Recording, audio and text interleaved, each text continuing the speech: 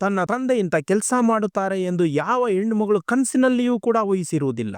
ಒಂದು ಸುಂದರವಾದ ಹುಡುಗಿ ಮನೆಯಲ್ಲಿ ಒಬ್ಬಳೇ ಇದ್ದಳು. ಆಗ ಇದ್ದಕ್ಕಿದ್ದಂತೆ ಡೋರ್ ಬೆಲ್ ಶಬ್ದವಾಯಿತು. ಆ ಹುಡುಗಿ ಬಾಗಿಲು ತೆರೆದು ನೋಡಿದರೆ ಎದುರಿಗೆ ಅವರಪ್ಪ. ಅವರನ್ನು ನೋಡಿದ ತಕ್ಷಣ ಅವಳಿಗೆ ತುಂಬಾ ಸಂತೋಷವಾಯಿತು. ಆದರೆ ಆ ಸಂತೋಷಕ್ಕಿಂತ ಹೆಚ್ಚು ಭಯ ಅವಳ ಕಣ್ಣುಗಳಲ್ಲಿ ಕಂಡಿತ್ತು. ತನ್ನ ಮಗಳ ಮುಖದಲ್ಲಿ ಆ ಭಯವನ್ನು ಗಮನಿಸಿದ ತಂದೆ, ಏನೂ ಭಯಪಡಬೇಡಮ್ಮ, ನೀನೂ ಅಳಿಯ ಸಂತೋಷವಾಗಿದ್ದರೆ ನನಗೆ ಬೇರೆ ಏನೂ ಬೇಕಾಗಿಲ್ಲ.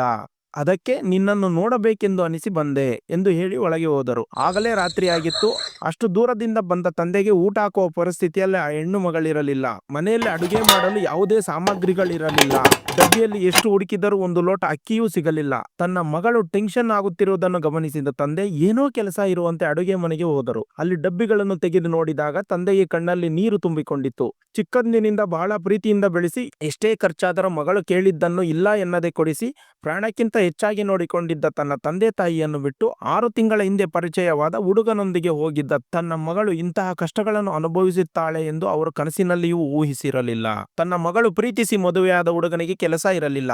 ಯಾವುದೋ ಬಿಸ್ನೆಸ್ ಮಾಡುತ್ತೇನೆ ಎಂದು ಟೈಮ್ ಪಾಸ್ ಮಾಡುತ್ತಿದ್ದಾನೆ. ತನ್ನ ಮಗಳೇ ಹೊರಗೆ ಎಲ್ಲೋ ಕೆಲಸ ಮಾಡಿ ಸಂಸಾರವನ್ನು ನೋಡಿಕೊಳ್ಳುತ್ತಿದ್ದಾಳೆ ಎಂದು ಅವರಿಗೆ ತಿಳಿಯಿತು. ಈಗಲೇ ಬರುತ್ತೇನೆ ಎಂದು ಹೇಳಿ ಆ ನೋವನ್ನು ತಡೆದುಕೊಳ್ಳಲಾರದೆ ಹೊರಗೆ ಹೋಗಿಬಿಟ್ಟರು. ಏನು ಹೇಳಬೇಕೆಂದು ತಿಳಿಯದೆ ಆ ಮಗಳು ದುಃಖದಿಂದ ಕುಳಿತಿದ್ದಳು. ಸ್ವಲ್ಪ ಸಮಯದ ನಂತರ ಅವರಪ್ಪ ಆಟೋದಲ್ಲಿ ಮನೆಗೆ ಬಂದರು. ಅವರೊಂದಿಗೆ 4 ತಿಂಗಳಿಗೆ ಬೇಕಾದ ಸಾಮಗ್ರಿಗಳನ್ನು ತಂದರು. ಅಕ್ಕಿ, ಬೇಳೆ, ತರಕಾರಿಗಳು, ಹೀಗೆ ಅಡಿಗೆ ಮಾಡಲು ಬೇಕಾದ ಎಲ್ಲವೂ ಇದ್ದವು. ಸುಮ್ಮನೆ ತಲೆ ತಗ್ಗಿಸಿ ಅಳಲು ಶುರು ಮಾಡಿದಳು. ಆಗ ಅವರಪ್ಪ, ಸಮಾಧಾನ ಮಾಡಿಕೋ ತಾಯಿ, ತಾಳ್ಮೆಯಿಂದ ಇರು, ನಿನಗೆ ಒಳ್ಳೆಯ ದಿನಗಳು ಬರುತ್ತವೆ ಎಂದು ಹೇಳಿ ದುಃಖದಿಂದ ಮನೆಗೆ ಹೊರಟು ಹೋದರು.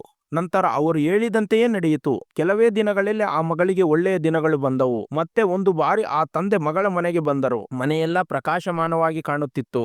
ಒಂದು ಕಡೆ ಅಕ್ಕಿ ಚೀಲಗಳು, ಅಡಿಗೆ ಮನೆಯಲ್ಲಿ ತುಂಬಿಟ್ಟ ಸಾಮಗ್ರಿಗಳು. ಅದನ್ನು ನೋಡಿ ತಂದೆಗೆ ತುಂಬಾ ಸಂತೋಷವಾಯಿತು. ಮಗಳ ಸಂತೋಷಕ್ಕಾಗಿ ಅಲ್ಲೇ ಊಟ ಮಾಡಿದರು. ಮನೆಯಿಂದ ಹೊರಡುವಾಗ ಸ್ವಲ್ಪ ಹಣ ಮಗಳ ಕೈಯಲ್ಲಿ ಇಡಲು ಹೋದಾಗ ಮಗಳು, ಈಗ ಯಾಕೆ ಅಪ್ಪ, ಈಗ ನಮ್ಮ ಪರಿಸ್ಥಿತಿ ಚೆನ್ನಾಗಿದೆಯಲ್ಲ ಎಂದು ಸ್ವಲ್ಪ ಮುಜುಗರಗೊಂಡಳು.